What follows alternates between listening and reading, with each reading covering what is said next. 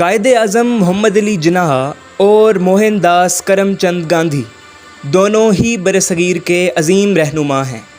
دونوں میں کچھ چیزیں مشترک ہیں، مثلاً دونوں 19ویں صدی میں پیدا ہوئے اور ہم عصر ہیں۔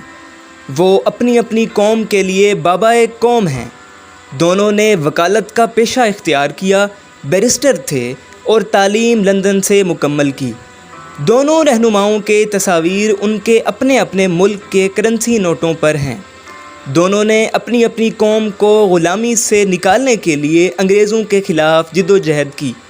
یہ دونوں رہنما ایک دوسرے کی بہت عزت کرتے تھے، اور اس کا شاندار مظاہرہ ہم نے اس وقت دیکھا جب جنوری 1948 میں گاندھی ہندو انتہا پسندوں کے ہاتھوں قتل ہوئے تو قائد اعظم نے انہیں شاندار الفاظ میں خراج تحسین پیش کیا، بلکہ پاکستان کا قومی پرچم بھی سرنگوں رکھا۔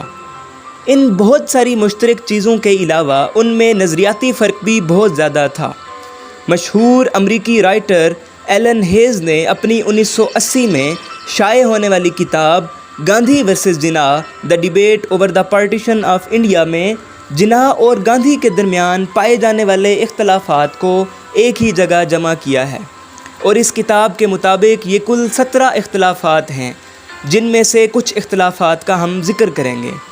یہ تمام اختلافات کی بیسس دو قومی نظریہ ہے۔ نمبر 1، گاندھی جی کے مطابق کانگریس ایک قومی جماعت ہے اور پورے ہندوستان کی آزادی کے لیے جد و جہد کرنے والی ایک جماعت تھی، لیکن جناح اس کو صرف ہندوؤں کے مفادات کے لیے کام کرنے والی ایک جماعت قرار دیتے تھے۔ دوسرا اختلاف، جناح مسلم لیگ کو ہندوستانی مسلمانوں کی واحد جماعت قرار دیتے تھے، لیکن گاندھی مسلم لیگ کو ہندوستانی مسلمانوں کی کافی ساری سیاسی جماعتوں میں سے ایک جماعت قرار دیتے تھے۔ تیسرا نمبر اختلاف، گاندھی جی کے مطابق وہ سارے ہندوستان کی نمائندگی کرتے تھے، جبکہ جناح سمجھتے تھے کہ گاندھی صرف ہندوستانی ہندوؤں کے حقوق کے لیے جد و جہد کرتے ہیں۔ نمبر 4، جناح کا ماننا تھا کہ مذہبی بنیاد پر تقسیم کا مسئلہ انگریزوں سے آزادی سے پہلے حل ہو جانا چاہیے، ورنہ ہندو کانگریس مسلمانوں کو غلام بنا لے گی، جبکہ گاندھی جی کا کہنا تھا کہ پہلے انگریزوں سے آزادی حاصل کر لیں، یہ اندرونی مسائل ہندو مسلمان آپس میں مل بیٹھ کے بعد میں طے کر لیں گے۔ نمبر 5، جناح سمجھتے تھے کہ متحدہ ہندوستان ایک متھ ہے جو کہ انگریزوں کے تسلط کے نتیجے میں پیدا کی گئی ہے، حقیقت سے اس کا کوئی تعلق نہیں، جبکہ گاندھی سمجھتے تھے کہ ہندوستان ایک متحدہ قوم ہے اور یہ موجودہ تقسیم مذہب کی بنیاد پر پیدا ہوئی ہے، یہ برطانوی راج کی وجہ سے ہوئی ہے۔ نمبر 6، جناح سمجھتے تھے کہ متحدہ ہندوستان ایک فرضی کہانی ہے اور اس سے سوائے فضول جد و جہد کے کچھ حاصل نہیں ہو سکتا، بلکہ انگریزوں کا راج بالواسطہ طور پر مضبوط ہو رہا ہے، اور گاندھی کا موقف اس کے بالکل الٹ تھا۔ ان کے بقول مسلمانوں کی الگ مذہبی تشخص کی ضد سے نہ صرف کانگریس کی قومی جد و جہد کو نقصان پہنچ رہا تھا، بلکہ انگریزوں کا راج بھی طول پکڑتا جا رہا ہے۔ نمبر 7، محمد علی جناح صاحب کا یقین تھا کہ ہندو اور مسلمان مذہبی اور معاشرتی طور پر ایک دوسرے سے بالکل الٹ ہیں۔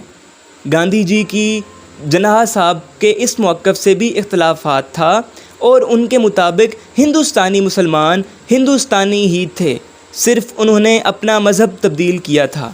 نمبر 8، جناح ہندو اور مسلمانوں کو دو الگ الگ قومیتیں قرار دیتے تھے، جبکہ گاندھی کہتے تھے کہ انسان کی قومیت صرف اس وجہ سے نہیں بدل جاتی کہ اس نے مذہب تبدیل کر لیا ہے، یعنی وہ ہندوستانی مسلمانوں اور ہندوؤں کو ایک ہی قوم کہتے تھے۔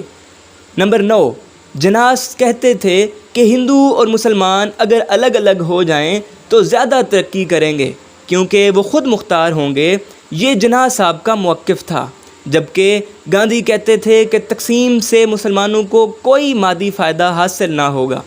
تو یہ تھے قائد اعظم اور کرم چند گاندھی کے اہم ترین 9 اختلافات۔